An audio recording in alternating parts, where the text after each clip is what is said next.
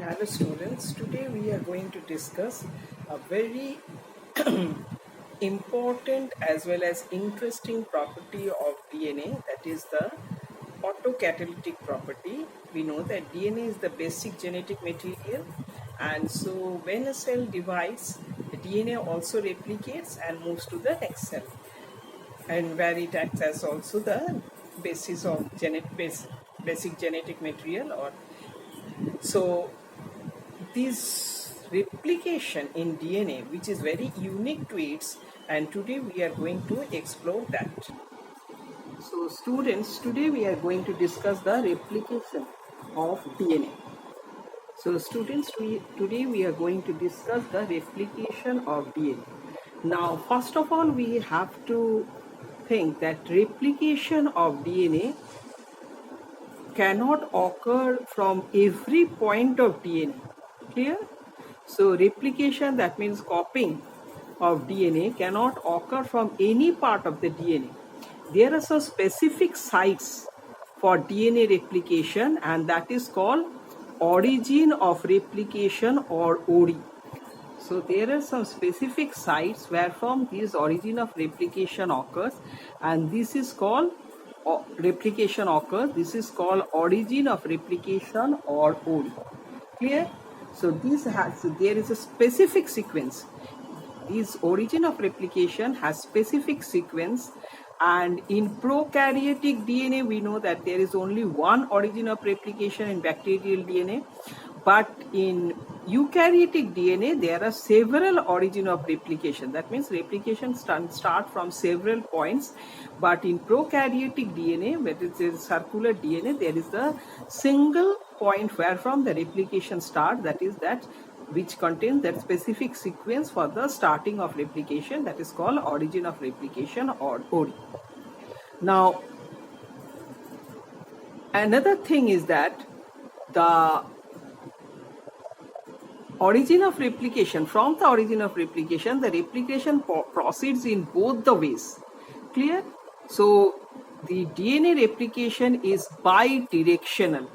So replication proceeds in both the ways. So DNA replication is bidirectional. So first of all, there is origin of replication, which has a specific sequence where from the replication starts, and that origin of replication is single in prokaryote, but it may be from several points in eukaryotic DNA, and DNA replication is bidirectional. That means from both sides of the origin of replication, the replication can proceed. Next is the activation of the nucleotides. Now, nucleotides which are present in the cellular pool when there is no DNA replication, they are present as monophosphate. That means adenosine monophosphate, clear, guanosine monophosphate, cytidine monophosphate, like that.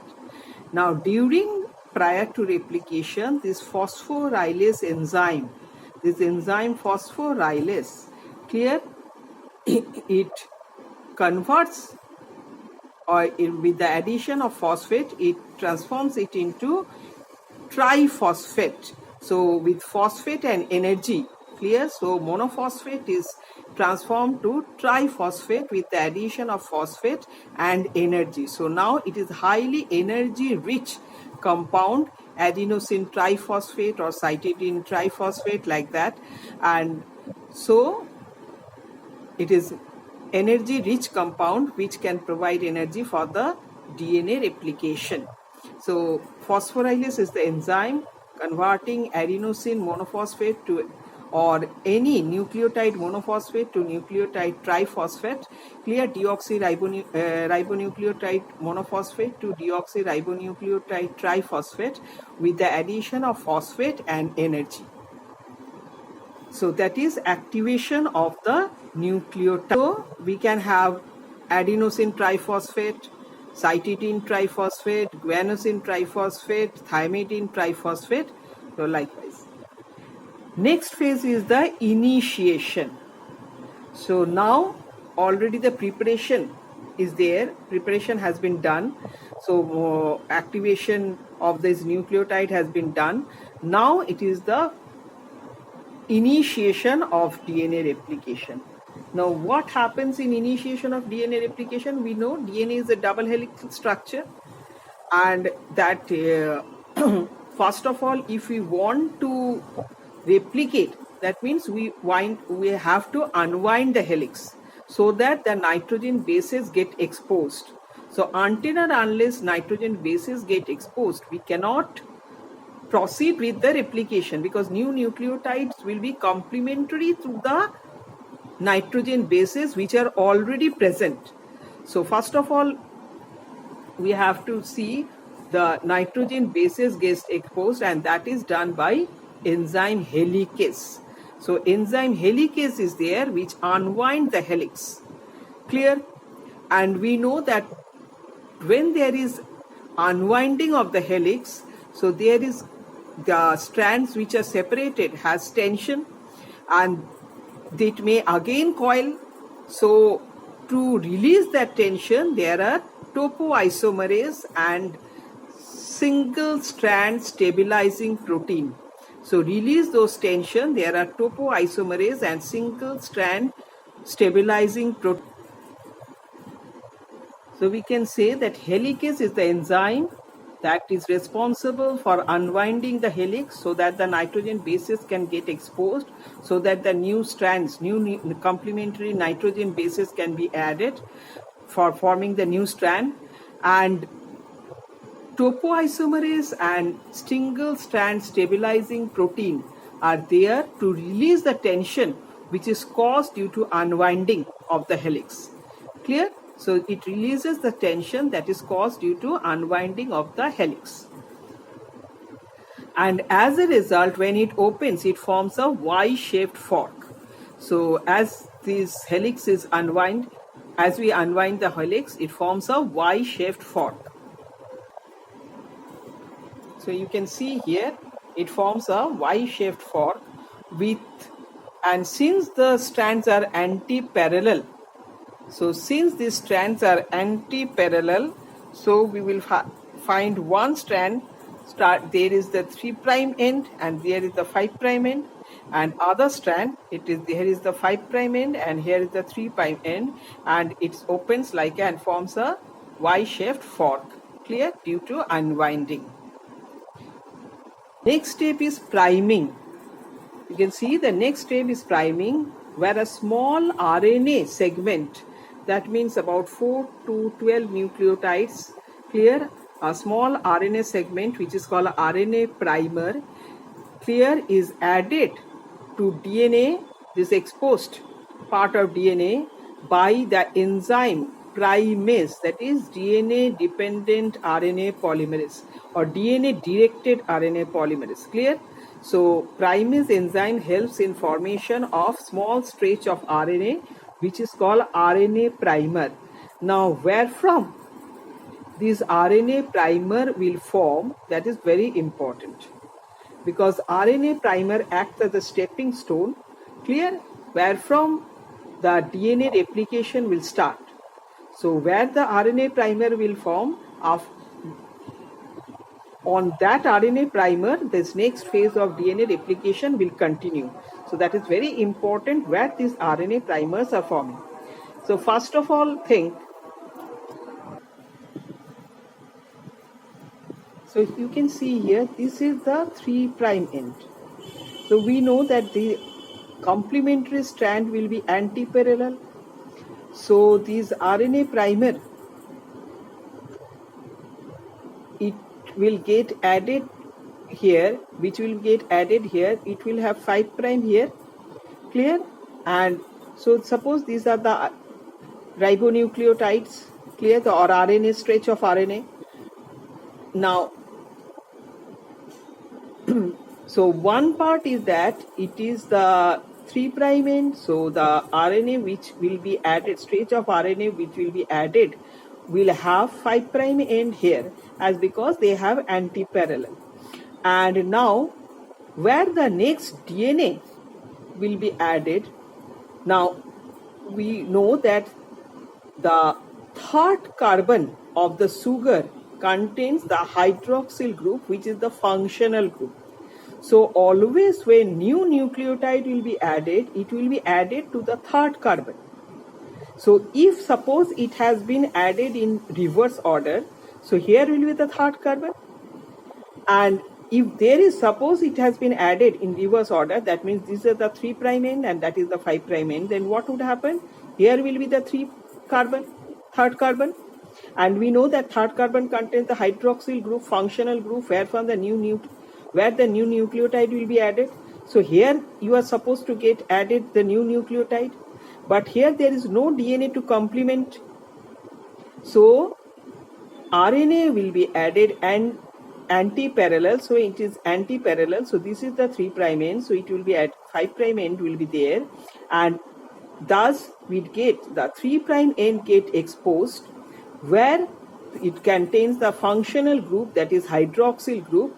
So new nucleotide can easily get added to this functional group, because when the new nucleotide will be added, it will be added to react with that functional group, free functional group. Clear? Because this part contains the phosphate, and the fifth carbon contains the phosphate, and the third carbon contains the functional group. So when new nucleotide will be added, it will be added to this free functional group. Clear? So it will react with the 3 functional group and get added, and at that time it will also get the complementary nucleotides of the parent DNA strand. So it can easily proceed, and that is reason why the DNA replication occurs always in 5' to 3' direction. So mind that this is very important. DNA replication always will occur in 5' to 3' direction, as because this 5' region will be free. Clear? And new nucleotide will be added always with the third carbon having functional hydroxyl group. So always new nucleotide will be added to this third carbon. So if we go on, it will go on like this. Clear? It will proceed like this from 5 to 3. It will go on, proceed like this. So as the third carbon contains the functional hydroxyl group, new nucleotides will be added to this functional hydroxyl group, will react with this functional hydroxyl group. So DNA replication will always proceed towards from 5' to 3' direction. Clear? And so next, so this is the, now next, what about this strand where the 3' is exposed? We have already discussed from the 3' region, their new nucleotides will be added. Clear? And but what happens to this region where the 5' is exposed, or 5' is the fork with the end with 5'? Now here, if new nucleotides get added here, and we know that new nucleotide will be added to the hydroxyl group of, so new nucleotide will be added like this. Clear? With free hydroxyl group here. And so next nucleotide will be added like this here, the free hydroxyl group, because this is the 5' end and this will be the 3' end. Clear? So it will be added like this with third carbon with the free, reactive hydroxyl group. But now if a new nucleotide comes, then it has to be get added here. But there is no extension of DNA, so you can't form a complement from here. So what to do? It will be here, the RNA primer will be added to the 3' end. Clear? Where from the base of the replication fork. So there, where from it has opened, where from the replication fork has opened, from the base of that replication fork. Clear? The 3' end, which is at the base of this replication fork, therefrom the RNA primer will be added. So suppose this is the 3' end where the base of the replication fork, here the nitrogen bases are exposed of the DNA strand. Now, so the alternative, since we know that it is the DNA strand which will form has reverse direction, so this is the 3' end, so this will be the 5' end. Now if it is the 5' end, then this will be the 3' end, and you can easily add a nucleotide in this 3' end, because 3' end is the reaction site. Clear? It is the free functional group is present here, and this is the site of reaction. So easily a new nucleotide with can come and get added here. So it can proceed in this form. Clear? So it can proceed in this form. So see here. So this is suppose this is a nucleotide. Clear? With a free third carbon with a hydroxyl group, functional hydroxyl group. And now this nucleotide is coming. So where it will get added? It will get added to the this region, as because this is the functional group where it will react. So always, so the DNA replication will proceed in 5' to 3' direction. So always this DNA replication will proceed from 5' to the strand, which is newly formed strand, will form 5' to 3' direction. Clear? And it will always be complementary to 3' to 5' strand. Clear? Here we can't move like this, so we have to move like this. From here, if we start from here, we will get the space where we can proceed from 3' to 5'. So it will proceed. Clear? So it will proceed from 5' to 3', complementary to the, if we consider this only, obviously if we consider from here, it will be complementary to the 5' to 3', but if we consider this only, this is proceeding in 5' to 3' direction. Clear? And this is the parent strand. So DNA replication will proceed from 5' to 3' direction, as the new nucleotides are always added in the third carbon, which has a free hydroxyl reactive, group where a new nucleotide can be added. And primer will always be added to the complementary to the 3' end. Clear? Primer will always be added at the complementary to the 3' end. Clear? It will be always added to the complementary to the 3' end, where from the new strand formation can proceed in 5' to 3' direction. Clear?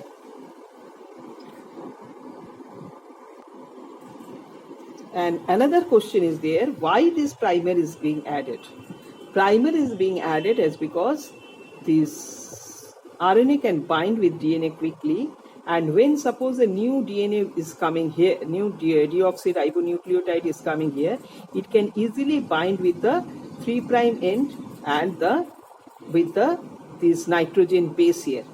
Clear? It can easily bind in two ways, that is with the 3' end of the former nucleotide and the nitrogen base from the DNA strand. So it can easily, the replication process can easily proceed. Clear? And primer acts as a base. Clear? It acts as a stepping stone or base. Clear? Where from this DNA replication occurs, it holds the DNA so that the replication can proceed properly. And after the replication is over, this primer is deleted from here and DNA nucleotides are added. That is, the deoxyribonucleotides are added here according to the complementary base complements.